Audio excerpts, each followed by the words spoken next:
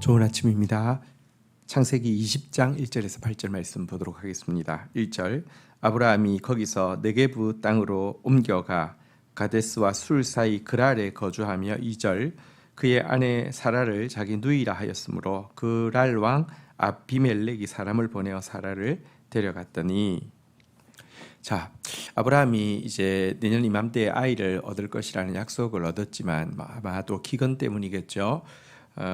남쪽 끝땅까지 내려갔다가 애굽으로는 가지 않고 그랄 땅에 들어가게 되었습니다. 들어가면서부터 또 이전에 애굽에 내려갔을 때하고 똑같이 아내한테 이제 남편이라고 부르지 말고 오빠라고 부르라고 이렇게 부탁을 하게 되었고요. 또 오빠라고 부르는 이 모습을 보고는 그랄 왕이 부유한 이제 족장 아브라함이 자기 경내에 왔으니 그와 이렇게 친밀한 동맹을 맺기 원하는 마음으로 이 동생이라고 하는 사라를 아내로 맞이하게 되는 그런 해프닝이 일어나게 된 것입니다. 여러분 사실 이게 이미 애굽에서 비슷한 경험이 있었는데 이런 일을 했다는 것도 참 부끄럽고요. 또한 이미 하나님으로부터 분명한 약속 또 시기까지 언급받았는데 또 똑같은 일을 했다는 건 더 부끄럽고요. 열국의 아비라는 그래서 열국을 축복하는 사람이라는 새 이름을 받았는데도 똑같은 일을 행했다는 사실은 참으로 부끄러운 일이 아닐 수 없습니다. 정말 고질적인 약점인 것 같습니다. 그리고 이것이 하나님의 영광을 크게 가릴 뻔했다는 것도 우리는 즉시해야 합니다. 만약에 이 상태에서 정말로 아이가 태어났다고 하면 사람들이 그 아이를 어떻게 언약의 자손 아브라함의 아들이라고 하겠습니까? 아비멜렉의 아들이라고 할 수 있지 않겠습니까? 이 일 앞에서 우리는 인간이 하나님의 도구로 사용되어지는 것이 인간이 그 완전해서가 아님을 다시 한번 보게 됩니다. 또한 하나님은 아브라함에게 있는 이런 고질적인 약점에도 불구하고 당신의 거룩한 뜻을 그리고 당신의 거룩한 이름을 지키시고 또 그를 위해서 구체적으로 이 상황 가운데에도 개입하신다는 사실을 알 수 있습니다. 이것 때문에 우리는 정말 겸손해야 하고 또 이것 때문에 우리는 정말 하나님을 신뢰해야 하는 것입니다. 정말 하나님 개입하지 않았다고 하면 어떻게 되었겠습니까? 자, 그러나 하나님께서 개입하십니다. 3절입니다. 그 밤에 아브라함이 하나님이 아비멜렉에게 현몽하시고 그에게 이르시되 내가 데려간 이 여인으로 말미암아 내가 죽으리니 그는 남편이 있는 여자임이라. 4절 아비멜렉이 그 여인을 가까이 하지 아니하였으므로 그가 대답하되 주여 주께서 의로운 백성도 멸하시나이까. 5절 그가 나에게 이는 내 누이라 하지 아니하였나이까. 그 여인도 그는 내 오라비라 하였사오니 나는 온전한 마음과 깨끗한 손으로 이렇게 하였나이다. 자, 하나님께서 그 밤에 아비멜렉에게 현몽하셔서 네가 지금 아내로 취한 이 여인으로 말미암아 너가 죽게 될 것이다. 그런 남편이 있는 여자다. 이렇게 이야기를 하게 된 것입니다. 말하자면 이제 유부녀를 빼앗았다는 것이죠. 다행히 아비멜렉은 아직 이 사라를 가까이 하지도 않은 상태였고요. 또 게다가 그는 정말로 어떤 그 유부녀인 줄 알고 취한 것은 아니었지 않습니까? 그래서 하나님 앞에 항변을 합니다. 하나님, 내가 악한 마음으로 한 것 아닙니다. 하나님, 악의 없이 한 것에 대해서 또 심판하시겠습니까? 분명히 아브라함이 자기 누이라 소개했고 사라도 우리 오빠라고 이야기했었습니다. 하나님, 너무 당황스럽고 억울합니다. 이렇게 하나님 앞에 하소연을 늘어놓고 있습니다. 자, 그런데 그때 하나님이 하신 말씀을 한번 보실까요? 6절 하나님이 꿈에 또 그에게 이르되 내가 온전한 마음으로 이렇게 한 줄을 나도 알았으므로 너를 막아 내게 범죄하지 아니하게 하였나니 여인을 가까이 하지 못하게 함이 이 때문이니라.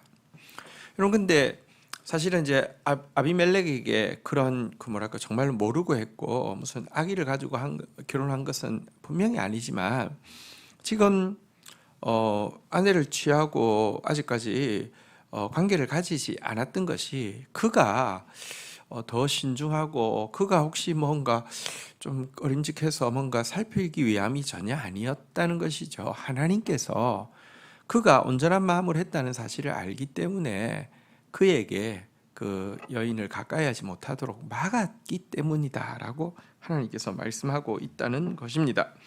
여기서 우리는 인간이 자신의 온전함과 깨끗함을 하나님 앞에 내세울 것이 없다는 것을 또 보게 됩니다.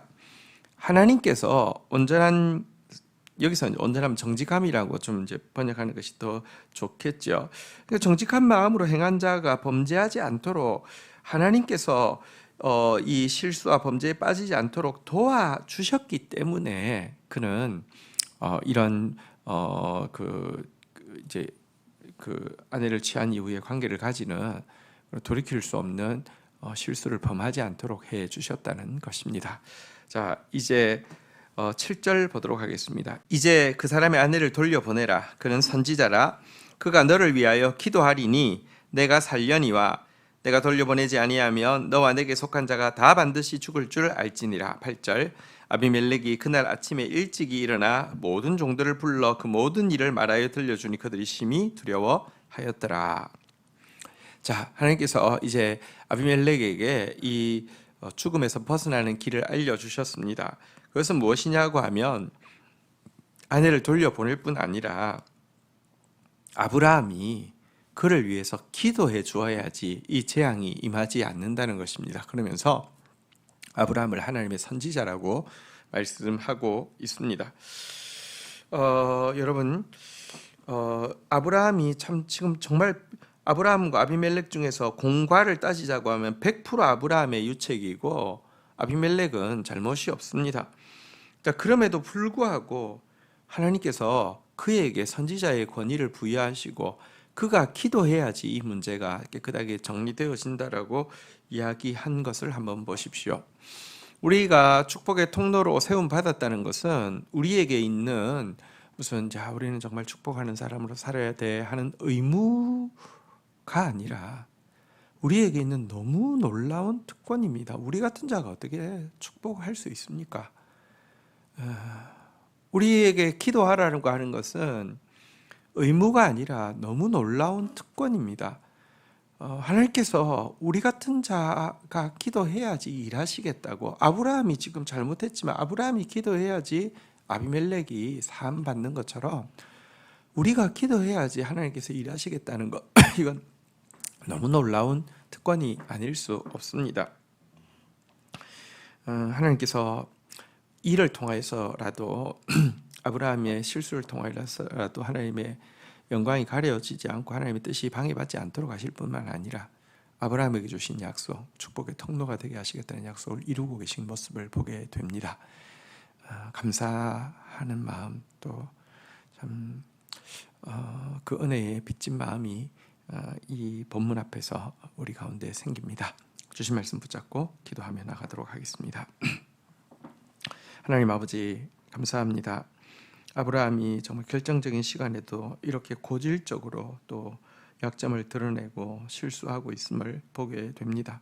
정말 하나님의 영광을 가리우고 하나님의 언약을 망칠 뻔한 그런 일이었습니다. 그렇지만 하나님 그럼에도 불구하고 이 죄악과 실수 가운데서도 하나님의 언약을 성취하시기 위해서 개입하시는 주님을 찬양합니다. 그 하나님이 우리의 삶을 붙들고 계심에 다시 한번 감격하며 감사합니다. 하나님, 아비멜렉이 정직한 마음으로 행했지만 그것을 가지고 자랑할 수 없음을 오늘 본문을 통하여서 보게 됩니다. 하나님께서 또 정직한 마음으로 행한 자가 범죄하지 않도록 지켜주시지 않았다고 하면 그는 또 큰 오류에 빠질 수밖에 없었음을 보게 됩니다. 주님 개입하시는 주님 감사하고 더 많이 우리의 삶 가운데 개입하여 주시기를 간절히 간구하고 소원합니다. 하나님 우리에게 주어진 이 중보의 자리, 기도의 자리가 얼마나 큰 특권이며 우리에게 주어진 축복의 통로라는 자리가 얼마나 큰 특권인지 깨닫게 됩니다. 감사하는 마음으로 빚진 마음으로 참 평생 기도하는 자로 축복하는 자로 살아가게 하여 주옵소서. 예수님의 이름으로 기도 올립니다. 아멘.